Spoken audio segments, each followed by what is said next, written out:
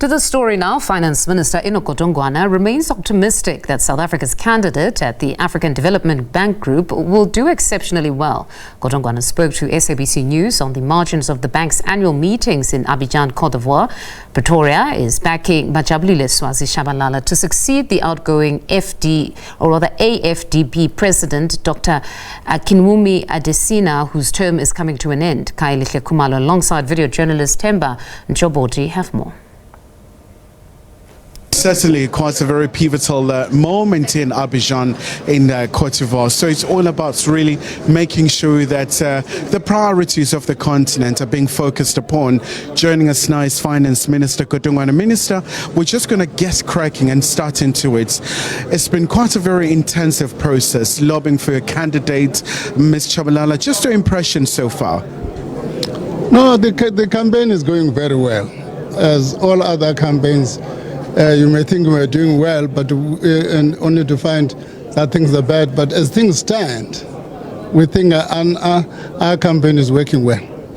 Minister, obviously a very important time for this institution with the geopolitical instability, all sorts of challenges.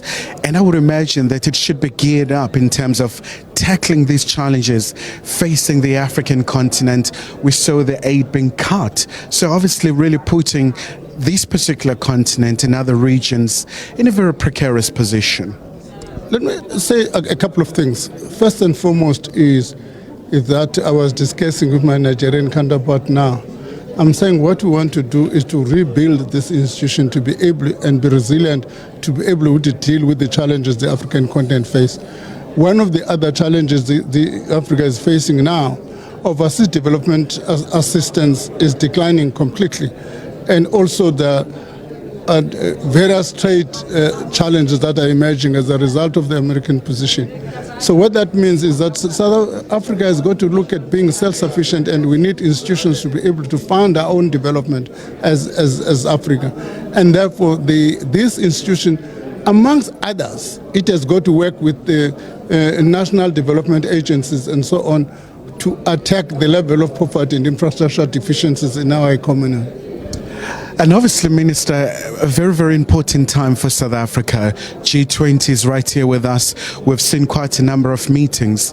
What are your counterparts in the region saying in sub-Saharan Africa, especially because when you look at South Africa's priorities, overall, these are issues that are pertinent, whether it's climate change, whether issues pertaining to debt, sustainability, or artificial intelligence. These are very key issues. I think the whole of the African continent were agreed on a unified agenda. And in fact, region by regions were beginning to take these issues. We are meeting as SADC again after this on the 12th. A key aspect of the SADC was talking to the SADC Secretariat. One of our functions as finance ministers is finance and investment. Critical in that debate will be how do we integrate the region in terms of infrastructure development in order to meet the requirements of the African Free Trade Agreement.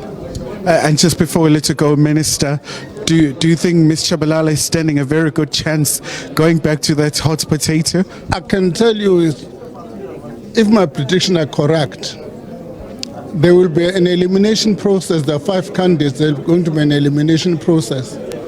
I think she's probably going to be amongst the 2 that are going to be finishing.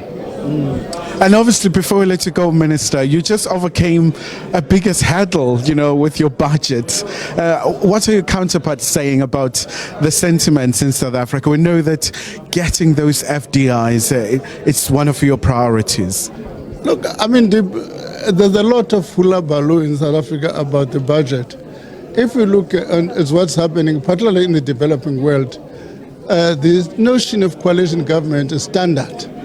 Fighting over budget is standard. Even the rating agencies don't care a hoot about that. You will see that Standard & Poor put a positive outlook for South Africa in the midst of the budget debate.